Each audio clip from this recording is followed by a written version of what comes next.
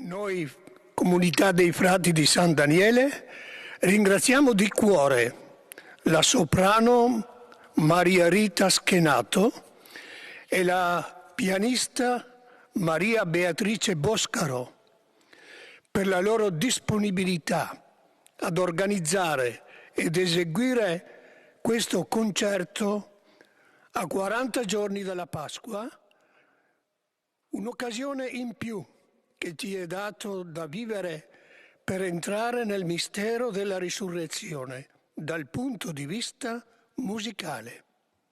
Buona serata e buon ascolto.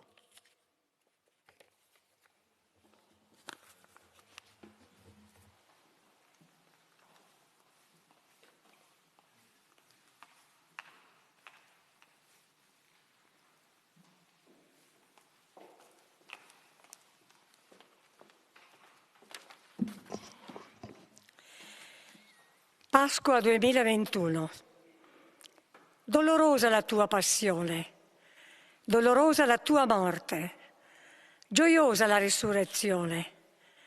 Quel cielo che si era oscurato si è ridipinto di rosa, dando spazio al caldo sole, annunciatore di grande potenza. Sei nato e vissuto tra noi per aprirci la via. Non ti hanno creduto, quanti Giuda tra noi, ma tu, che l'animo scruti e conosci gli umani bisogni di questo tempo incerto e grigio, ancor ci perdoni, regalandoci dolci sguardi e teneri sorrisi. È un giorno di festa, tutto si riveste di nuovo, godendo la fresca tua parola, sempre al passo coi tempi, e che mai viene meno all'antica promessa del più grande progetto della storia, la nostra salvezza. Grazie Gesù.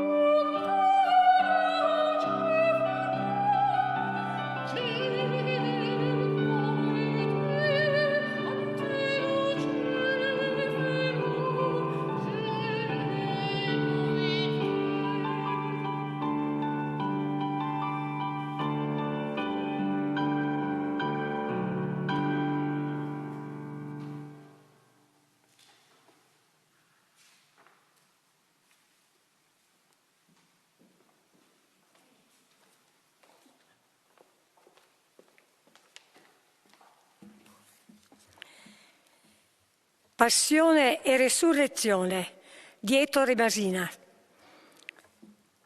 La passione e risurrezione del Cristo non sono fatti conclusisi una volta per sempre tanti anni fa, attraverso i poveri, gli affamati, gli oppressi, attraverso ciascuno di noi che soffre. La passione di Cristo continua, assume dimensioni di tutta l'umanità, diviene passione universale, a cui la prospettiva della risurrezione dona la più alta speranza per il migliore avvenire del mondo. Non ha preso la nostra carne soltanto per rivestirsene come di un involucro.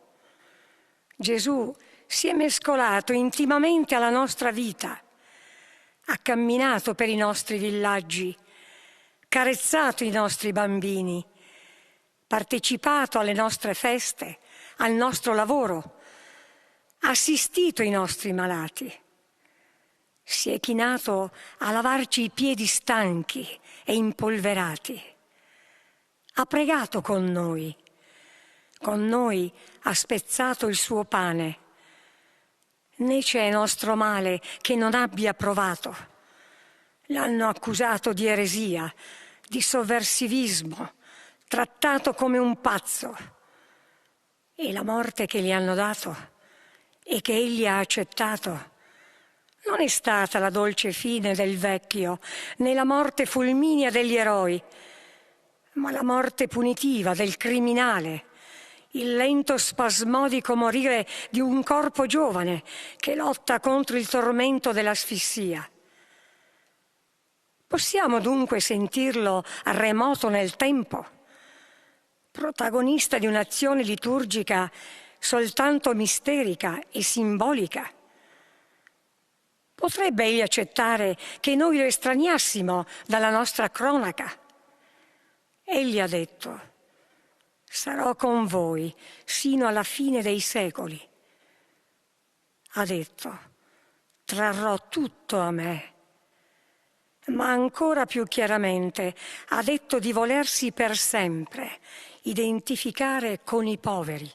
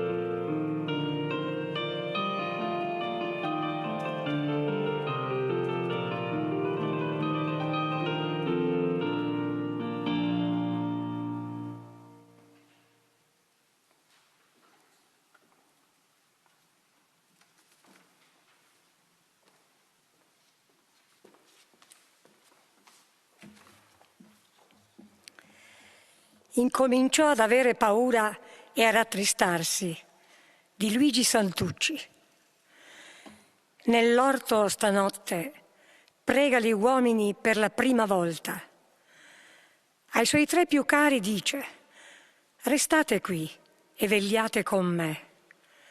Gli basta quel pochissimo, che se ne restino lì Pietro, Giovanni e Giacomo, zitti e seduti sulla radice dei vecchi ulivi, a sopportare un po' di guazza notturna vicino a lui mentre prega. Non importa se non pregheranno perché il freddo li intirizzisce. Sapere che ci sono, a pochi passi, e che vegliano. Vegliate con me. La risposta degli uomini, l'esaudimento degli amici e questo silenzio battuto da un lieve russare. Se ne sono andati lontanissimi, nell'unico modo che potevano, il più vile e innocente, senza ancora fuggire. Si sono addormentati. Quei fili ultimi Gesù aveva nella mano, la compagnia dei 3, per non sprofondare nell'orrore. Se fossero rimasti svegli con lui, la parte più terribile della passione gli sarebbe stata risparmiata. Sarebbe bastato il loro respirare, raschiarsi la gola di quando in quando, strisciare i sandali sul terreno. Ma il sonno ha tagliato i 3 fili estremi che allacciano Cristo al paese dei suoi fratelli terrestri.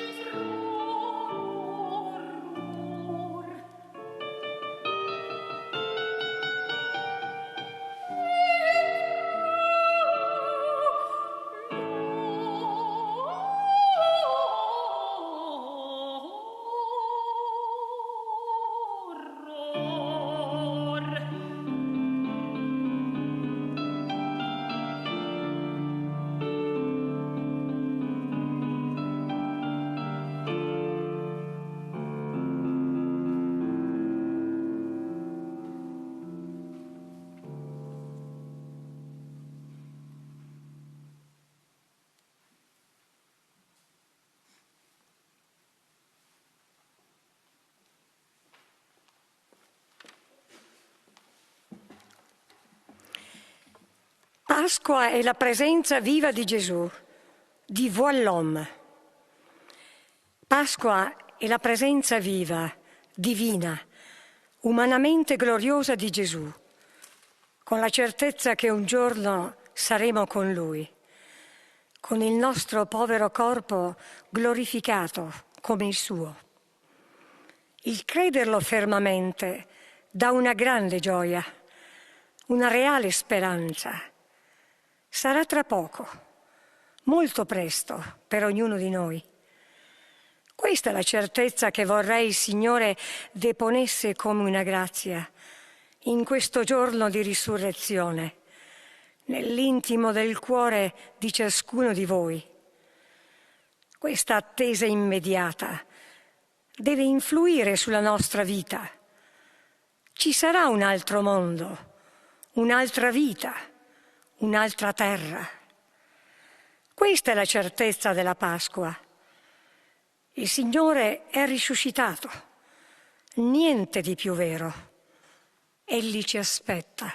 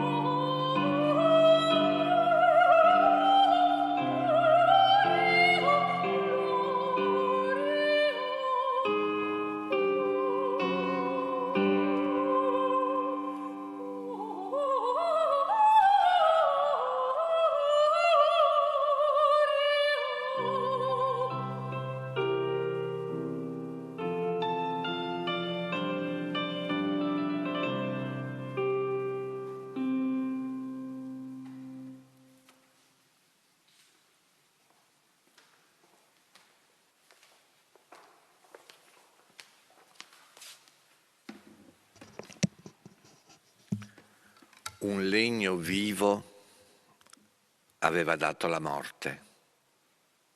Quel legno era il legno dell'albero della conoscenza del bene e del male nel giardino dell'Eden, dal quale Adamo ed Eva avevano tratto, nella colpa di cogliere il frutto proibito, il peccato consegnato come eredità a tutta l'umanità. Un legno morto, quello della croce alla quale viene crocifisso Gesù Cristo, dà invece la vita. Ecco quindi il significato del mistero della Pascha, del passaggio pasquale, dal Christus patiens, il Cristo sofferente, al Christus triumphans, al Cristo trionfante, da un'umanità che era morta al peccato e che viene redenta dalla morte di Cristo attraverso il suo sacrificio ad una nuova vita portata nell'immensità della gloria del Padre, che qui noi glorifichiamo.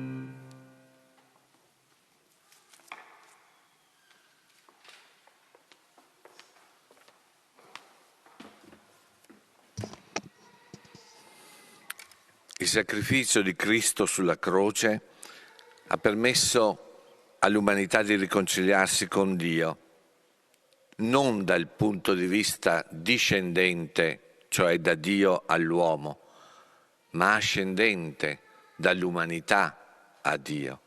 L'umanità si è resa conto che immandata di Dio, ossia le indicazioni, le amorevoli preoccupazioni e cure che Dio manifesta nei suoi confronti, sono omnia fidelia, tutti sono degni di fiducia, non come avevano fatto Adamo ed Eva, che non avevano avuto fiducia nelle parole, nei mandata di Dio. Adesso invece, attraverso il sacrificio di Cristo sulla croce, l'uomo riconosce che fidelia omnia mandata eius, sono tutti degni di grande fiducia, perché facta in giustizia et equitate, perché sono stati compiuti nella giustizia divina che è equità, intesa proprio come piano assoluto di disponibilità nei confronti dell'uomo. L'equitas, che in latino vuol dire livellamento, è proprio livellare il piano divino a quello umano. È l'abbassarsi di Dio alla soddisfazione dell'uomo, è il dono di Dio del suo amore all'orgoglio umano.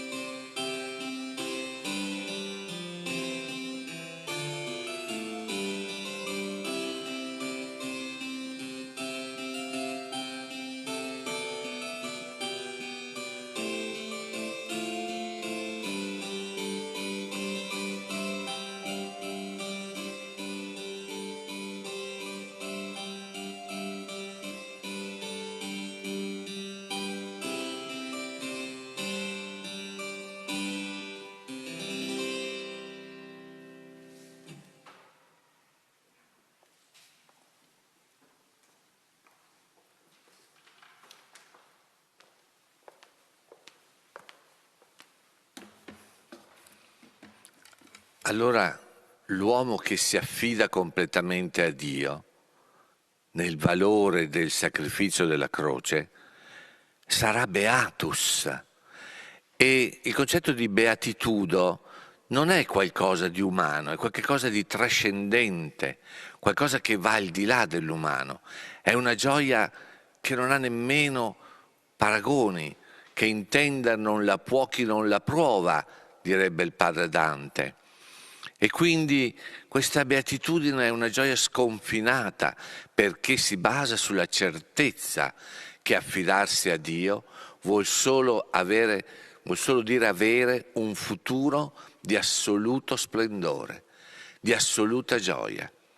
E in questi tempi in cui le nostre certezze sono cadute, sono naufragate nel mare della paura, dell'angoscia, del dolore e della morte, forse il ritorno a questa dimensione escatologica, cioè estrema, finale, che ci attende, forse è il viatico migliore per poter comprendere l'essenza del mistero della passione e della morte e della resurrezione di Gesù Cristo.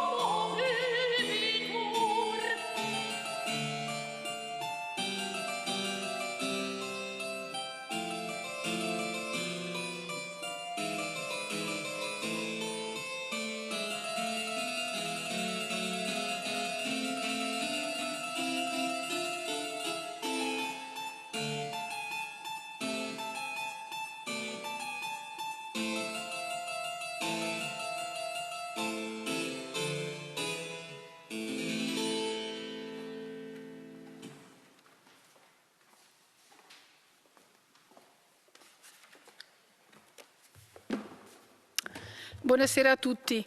Prima di lasciare l'ultima parola al professore, che in maniera sempre loquace e superba, e alla signora hanno commentato insieme questo momento così importante, il momento emblematico del percorso della vita di un cristiano, la resurrezione, la morte e resurrezione di Cristo.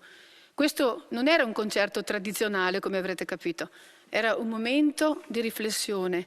Ci vedemmo subito dopo il Natale, ci siamo visti a 40 giorni, nella conclusione della Santa Pasqua. Ebbene, non abbiamo letto tutti i brani che abbiamo eseguito, ma sicuramente voi conoscerete questi grandi autori, queste pagine importanti della letteratura musicale sacra, da Boccherini, Vivaldi. Ecco, autori così preziosi, Donizetti, Bellini, siamo passati anche nel romanticismo, e anche Pergolesi, quindi brani sacri, non liturgici ma sacri, che ci hanno regalato e ci regalano sempre momenti di grande emozione, nell'intenso incontro tra la parola e la musica, le due signore che assieme ci danno consolazione, ci danno conforto, ci danno gioia e felicità in questo momento, in questa situazione della vita. Ebbene, io dico grazie a ciascuno di voi, grazie a te, in qualunque parte del nostro paese, in qualunque parte d'Italia, in qualunque parte del mondo tu sia. Un grandissimo abbraccio e buona Pasqua, buona vita.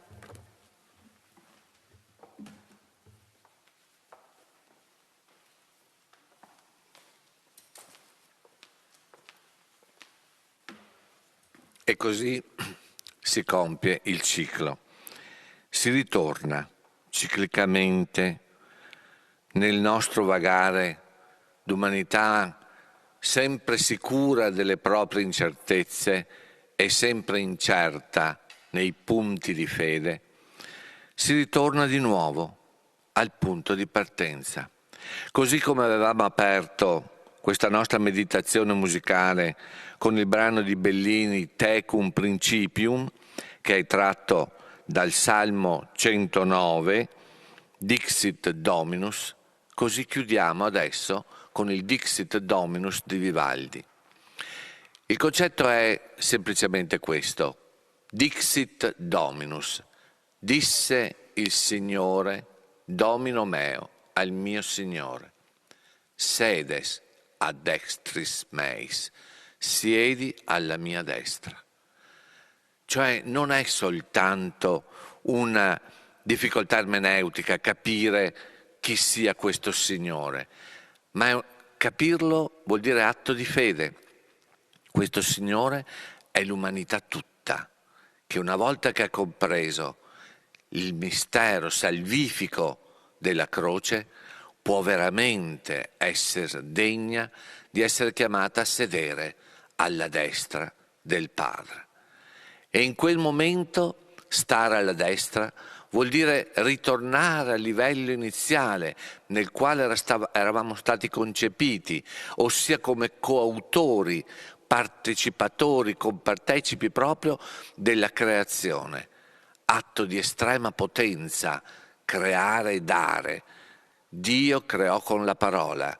L'uomo, nella figura di Adamo, fu incaricato di dare il nome alle cose create e quindi partecipò al piano divino. Poi per superbia perse la sua dimensione di sinergia, di collaborazione con Dio, ma grazie al sacrificio di Cristo la ritrova, e la ritrova nell'umiltà, la ritrova nella pietas, in quel timor Dei che non è aver paura di una divinità che ci possa schiantare da un momento all'altro, è un comprendere in forma reverenziale che Dio è il nostro grandissimo Padre, che a tutti apre le braccia proprio per farci sedere alla sua destra.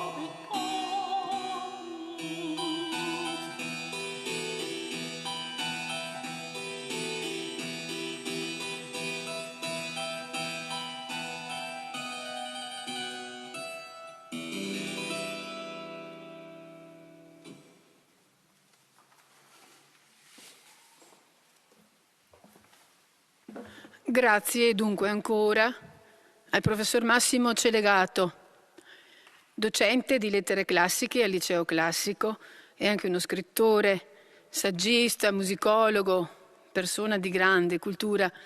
Grazie alla signora Liliana, simpaticissima, con la sua poesia, con le sue letture, con la sua voce sempre piacevole e affascinante. Grazie a Maria Beatrice, la nostra pianista, Maria Beatrice Boscaro, che ci ha accompagnato. E grazie ai padri francescani che ci hanno ospitato, Fra Giuseppe che ci ha dato il suo saluto. E grazie anche a Celsanus, industria dei sottoaceti, delle conserve, che ha contribuito con una partecipazione preziosa. Insieme abbiamo fatto tutto e insieme speriamo di avervi dato un momento di gioia. Di nuovo grazie, non possiamo metterci vicini, ovviamente tutti sappiamo perché, ma col cuore ci siamo. Buonanotte.